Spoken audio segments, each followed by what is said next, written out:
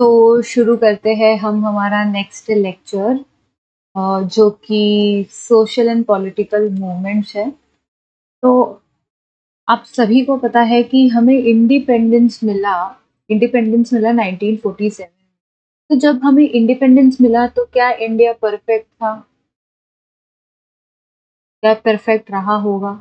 Of course not. आज भी हम परफेक्ट नहीं है। तो उस सर्व उस एम तक पहुंचने के लिए ऑफ कोर्स हमने कोई पॉलिटिकल या सोशल मूवमेंट्स करे होंगे, तब जाके हम थोड़ा-सा परफेक्ट होने की तरफ चल रहे हैं, है ना? तो ये चैप्टर हमारा उसी के बारे में है। तो हम देखते हैं कि हमारे इस चैप्टर में हमें क्या मिलता है। Read out the news in local newspaper.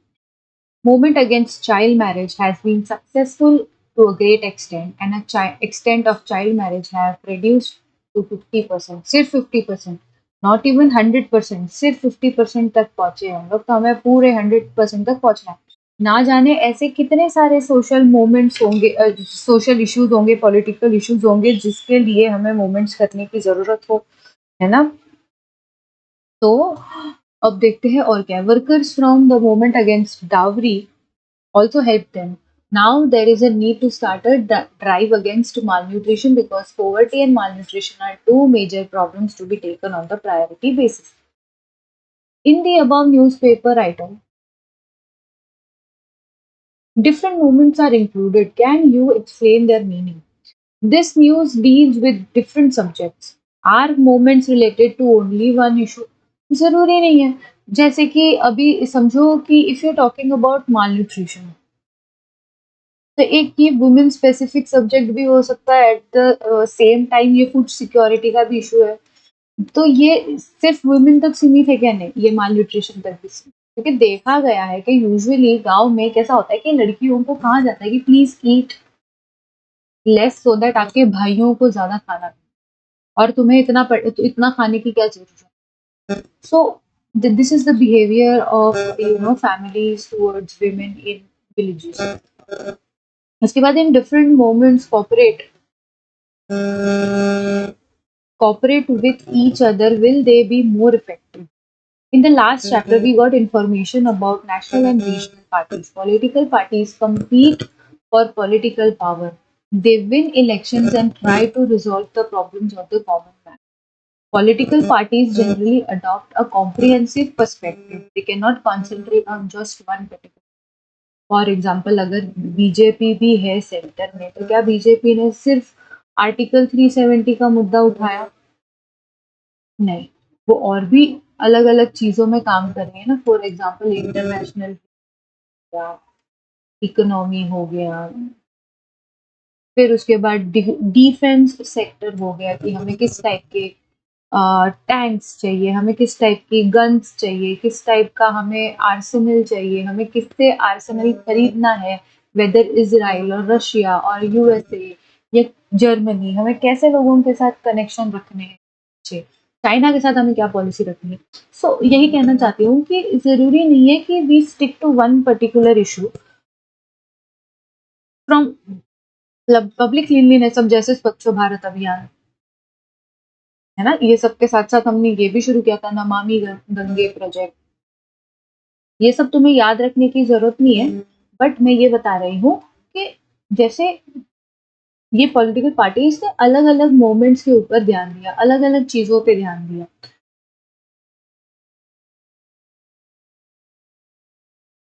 Okay, they can not concentrate on just one particular project matter of national perspective and take decisions. Political parties are expected to have a program for problems of all sections of the society. Political parties adopt policies taking into consideration the interests of all farmers, laborers, businessmen, women, youth, senior citizen, everybody. Why movements? All people in the society cannot participate in political parties and contribute to social welfare. Some people focus on particular issue and pursue it. They organize people and try to pressurize the government to resolve that issue. For example, ये सारी चीजें तो बहुत सुंदर है, but I want my government to particularly work ऐसे कि हमारे जो हिंदू टेम्पल्स है उसको गवर्नमेंट के कंट्रोल से बाहर निकालो। अगर हिंदू टेम्पल है तो उसको हिंदू लोगों के अंडर रखो, उस पे गवर्नमेंट का कंट्रोल का कोई रूल नहीं है। This is my moment, suppose I want the government to take और make a law regarding this, so what will I do, I will gather people जिनकी सोच मेरी जैसी है, जो सेम चीज चाहते हैं गवर्नमेंट से। तो हम लोग क्या करेंगे, एक ग्रुप बनाएंगे और हम कोशिश करेंगे उन पे पॉलिटिकल प्रेशर डालने की कि आप ऐसा लॉ लेकर आइए जहाँ पे मेरी ये मांगे पूरी हो रही हो। They constantly follow up on the issue, build public opinion. जैसे मैं पोस्ट करूंगी, ट्विटर पे पोस्ट करूंगी, इंस्टाग्राम पे पोस्ट करूंगी, यूट्यूब पे पोस्ट करूंगी, and thereby put a pressure on political parties and government. This type of organized activity is called as a movement.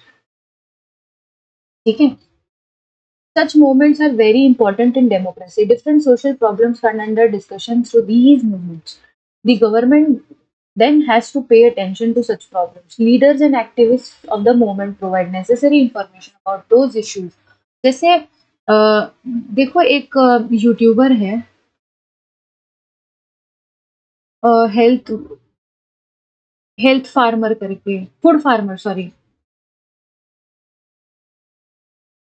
Food farmer करके, ये हमें बताते हैं कि कैसे अलग अलग कंपनीज जो है वो लेबलिंग इतनी अट्रैक्टिव बनाते हैं कि बच्चे उसके जाल में फंस जाते हैं। जैसे बॉर्नविटा है, तो बॉर्नविटा को कह दिया बढ़ाए दूध की शक्ति, बट जब उसका आप वो पैकेट पलट के देखोगे तो आपके समझ में आएगा कि ये दूध की कोई शक्ति नहीं, हमारे बॉडी की शक्ति खराब कर रहे हैं।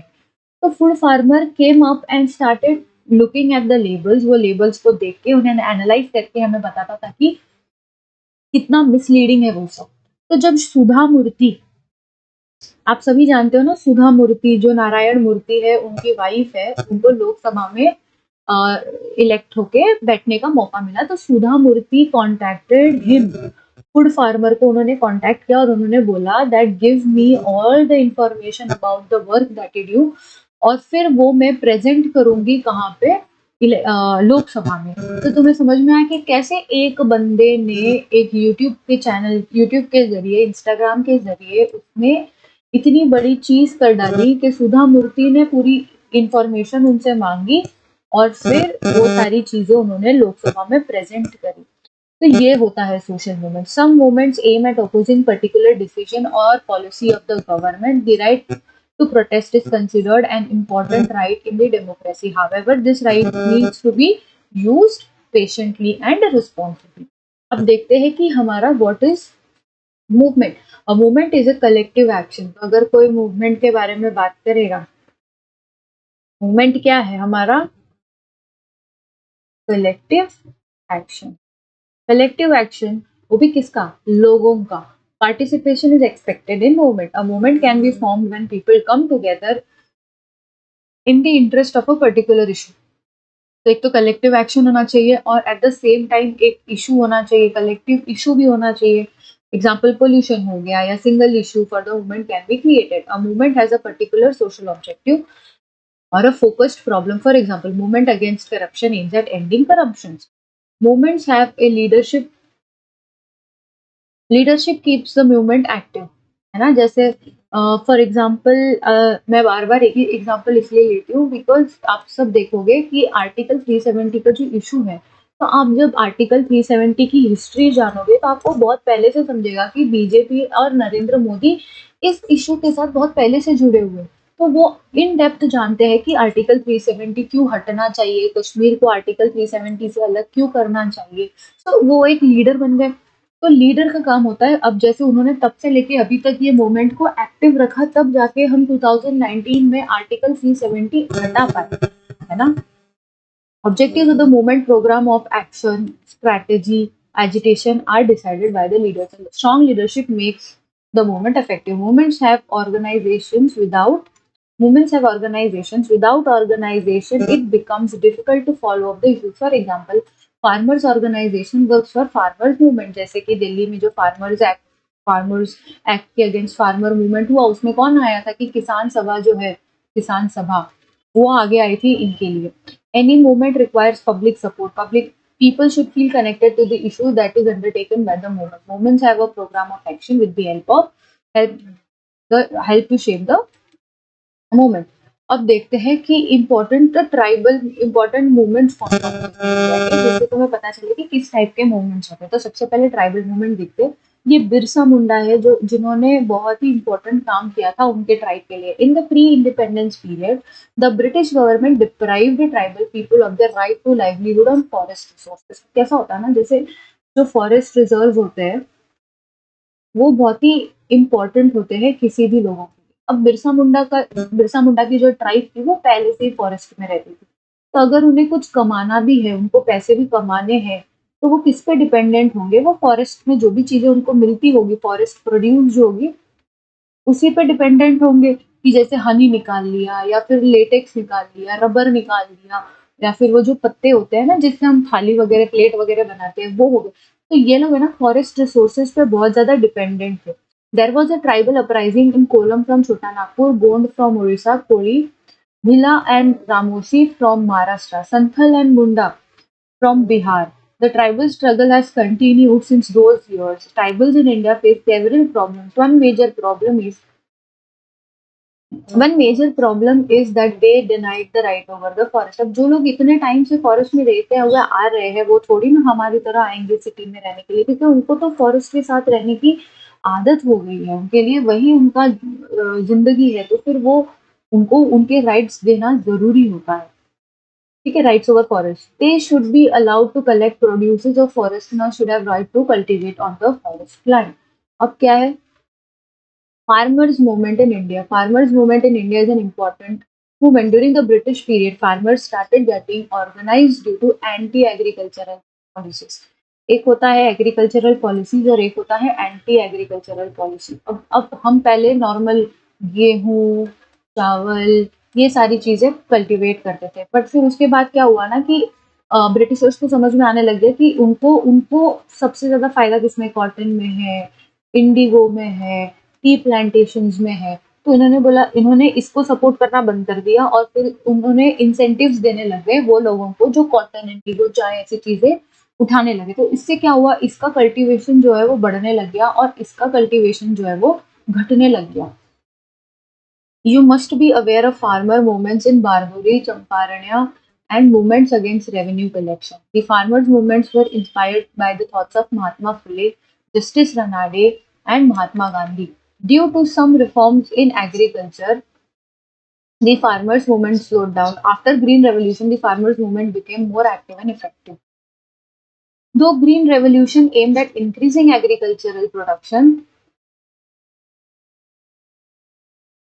and achieving self-sufficiency in food grains, it did not benefit poor। और ये जो ग्रीन रेवोल्यूशन आया, ये जो सो कॉल्ड ग्रीन रेवोल्यूशन आया, इसने सबसे ज्यादा इम्पैक्ट किया पंजाब हरियाणा को। जो रेस्ट ऑफ द इंडिया था उसको ग्रीन रेवोल्यूशन का कोई खास ज्यादा फायदा हुआ नहीं है। The farmers now were divided into rich farmers and poor farmers. Dissatisfaction among poor farmers led to the beginning of farmers' movement. Appropriate price for the agriculture products, agriculture to be treated as an industry, implementation of recommendation of Swaminathan Commission. Swaminathan Commission ने एक formula बनाया था कि जब कोई farmer अपना produce बेचेगा तो किस हिसाब से उनको पेमेंट मिलेगी। ठीक है, debt relief, debt collection, national policy for agriculture and some of the demand of the farmers movement. Shetkari Sanghatana, Bharatiya Kisan union, all India Kisan Sabha are some of the important farmer organisations in India. अब देखते हैं ट्रेड यूनियंस। तो हमने पहला क्या देखा, पहला हमने देखा क्या, ट्राइबल मूवमेंट्स। हमने दूसरा देखा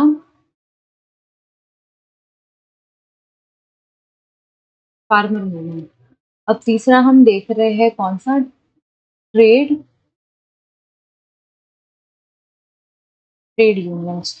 trade union in India has emerged in the background of industrialisation, textile industry. जैसे ना ट्रेड यूनियंस में भी कैसा होता है कि जैसे समझो कि डायमंड इंडस्ट्री है, इम्पोर्ट एक्सपोर्ट होता है उसका, फिर उसके बाद आयरन है, फिर उसके बाद रेलवे है, फिर उसके बाद है हमारा टेक्सटाइल। तो बहुत सारे ऐसे इंडस्ट्रीज है। ठीक है, तो वो इन सब इसमें भी कैसा होता है, जैसे इनके जो वर्कर्स होते हैं वो भी अपना एक यूनियन बना लेते हैं, एक जो वर्कर्स होते हैं वो अपना एक यूनियन बना लेते हैं। अभी आजकल तो ऑटो वालों का भी यूनियन होता है, ट्रक वालों का भी यूनियन होता है, फार्मर वालों का भी यूनियन है, टीचर्स यूनियन होता है, स्टूडेंट्स यूनियन होता है। जहाँ देखो वहाँ यूनियन होता है। तो वैसे सिमिलरली ट्रेड यूनियंस होते हैं। ठीक है। Established in India, the later half of 19th century. In 1899, railway workers went on strike for their demands. However, the first organization for resolving the issues of worker was established in 1920. ठीक है, all India trade union Congress बोला जाता है। तो हमने क्या देखा, 1920 में पहली बार ट्रेड यूनियन को एड्रेस करने के लिए एक ऑर्गेनाइजेशन थी, जो जिसका नाम है all India trade union Congress. In the post-independence period, trade unions started working more effectively. इसके बाद देखो क्या है, 3 के बाद हम आने वाले हैं किस पे, विमेन के अगर कोई मूवमेंट्स है तो फीमेल मूवमेंट्स देखते हैं। In 1960s and 70s, trade union movement organized several agitations, but from 1980s, trade union movement started getting disintegrated. Globalization has affected the trade union movement to a great extent. और जैसी चीजें देखो जैसे online होती जा रही है ना, ई कॉमर्स बढ़ते जा रहा है, तो some people are at advantage and some people are at disadvantage. अब जैसे टाइम बदलेगा, आपको आपको इवॉल्व करना पड़ेगा। आप अब जैसे मैं ऑफलाइन तो पढ़ाती हूँ, but at the same time I am teaching online because I know कि जो यूट्यूब का पोटेंशियल है इट इज समथिंग एल्स। तो मुझे जो मेरा काम करना है, मुझे जो मेरी टीचिंग्स को फैलाना है, वो मैं यूट्यूब के माध्यम से ज्यादा फैला पाऊंगी, because offline I can manage to teach only 50 kids at a time. But online जो है, मुझे भी नहीं पता कि कितने लोग शायद आगे जाके मेरा वीडियो देखे। तो आपको पता होना चाहिए कि जब इतना सारा आगे बढ़ रहा है, इतना देश आगे बढ़ रहा है, दुनिया इतना आगे बढ़ रहा है, तो you have to change accordingly. In India, workers are facing different problems, unstable employment conditions, contract labor, financial। जैसे देखो 1% क्लब के बारे में आपने सुना होगा ना, शर्मन हेगड़े करके कोई तो था, वो बताता था कि पैसे किधर इन्वेस्ट करने हैं, क्या करने हैं। अभी रिसेंटली ही लेड ऑफ 10%, शायद 10% लोगों को उसने अपने कंपनी से बाहर निकाल दिया। तो देखो कि अनस्टेबल एम्प्लॉयमेंट भी कितना ज्यादा है, कॉन्ट्रैक्ट लेबर है, फाइनेंशियल इनसिक्योरिटी है, absence of legal protection for workers है, unlimited working hours, insecurity at workplace, health hazards, ये सारी बहुत सारी प्रॉब्लम्स है ट्रेड को लेके, वर्किंग कंडीशंस को लेके। एंड देयरफॉर इनका भी एक यूनियन होना बहुत जरूरी है, वर्कर यूनियन का भी होना बहुत जरूरी है, सो दैट ये अपनी बातें रख पाए खुल के। वरना इनके जो एम्प्लॉयर्स होते हैं वो इतने खराब होते हैं कि आप उनके सामने कुछ बोल भी नहीं पाओ, और आप जॉब से निकाल देंगे वो अलग बात है। अभी हम कहाँ पे आए हैं, विमेन के मूवमेंट पे। इन the pre independence period, progressive man in India initiated the women's movement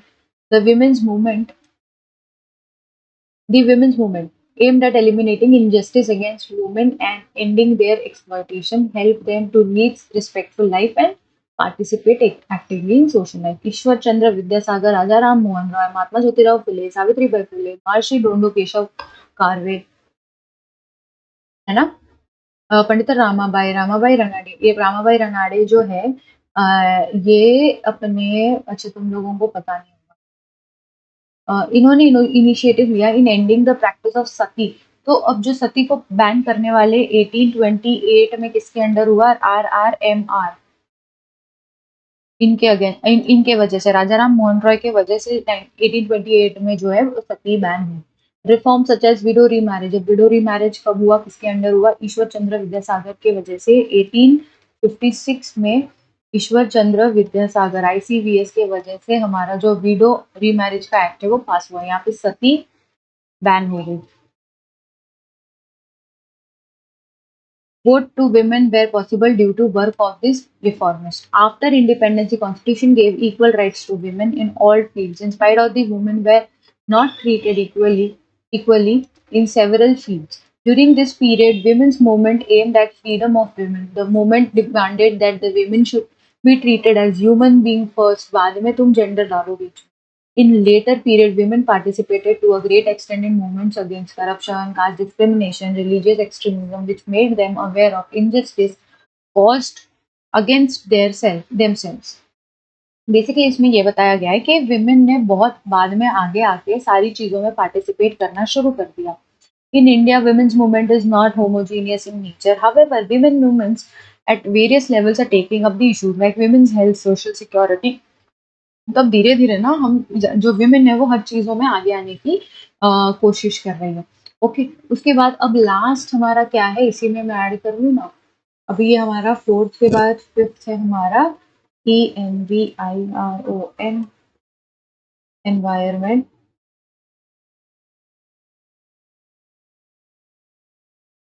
environment movement. तो अब हम कहाँ पे आ गए? एनवायरनमेंट के लिए आ गए।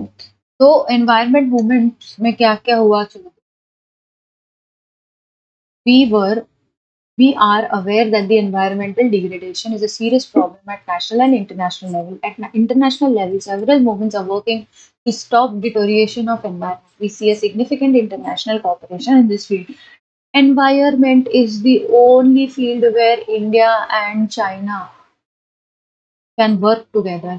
अगर आज भी इंडिया और चाइना किसी इशू पे एक साथ काम कर रहा है तो वो है एनवायरनमेंट। तो सोचो एनवायरनमेंट कितना इम्पोर्टेंट होगा कि जो लोग अभी तक इतनी थोड़ी जिनके बीच में रिलेशंस ठीक नहीं है वो भी एक टेबल पे आके सहमति से काम कर रहे हैं। तो एनवायरनमेंट के जो मूवमेंट्स है वो तो ज़्यादा ही इम्पोर्टेंट है। In India many movements are working to on different aspects of environment on different aspects of environment. The environment movements are taking up issues like protection of biodiversity, protecting different sources of water, protection of forest, green belt, pollution of rivers, जैसे यमुना हो गया। अभी एक video viral हुई थी जहाँ पे औरतें यमुना के रिवर पे जो फेस आता है उससे बाल धो रही थी। तो ये सारी चीजें के अगेंस्ट हमें करना चाहिए। मूवमेंट। फिर कंज्यूमर मूवमेंट क्या है? जैसे हम जैसे लोग जागो ग्राहक जागो करके एक बहुत बड़ा स्लोगन जो है वो 2000s के टाइम पे निकला था। Consumer movement emerged in India after Consumer Protection Act came into existence in 1986। जैसे हर छोटी बात पे मेरी मम्मी शुरू हो जाती है कि कंज्यूमर कोर्ट में मैं तेरा कंप्लेन कर, ये धमकी देने का बहुत ही अच्छा तरीका मिल गया है घर के मम्मियों को। The movement believes that each member of the society is consumer. Due to changing nature of social and economic system, consumers face different problems. Example adulteration, जैसे समझो कोई मिल्क है, मिल्क में कुछ ना कुछ मिला के ये लोग उसकी मिल्क जैसी टेस्ट ला लेते हैं, मिल्क जैसा कंसिस्टेंसी लाते हैं और उसको बेचते हैं और हम पी भी लेते हैं। हमें नहीं पता कि उसको किस तरीके से उसको उसमें मिलावट करी हुई है। Increased cost of items and frauds in the weight and measures are some of the problems that the consumer face. The consumer movement works to protect consumer from such type of frauds. The movements increase participation of people in public life. The post 1980 movements are called as neo-social movements. Neo social का मतलब है नई era का जो जो भी movements हुए उसको नियो सोशल मूवमेंट्स कहते हैं। Their nature is different from earlier movements.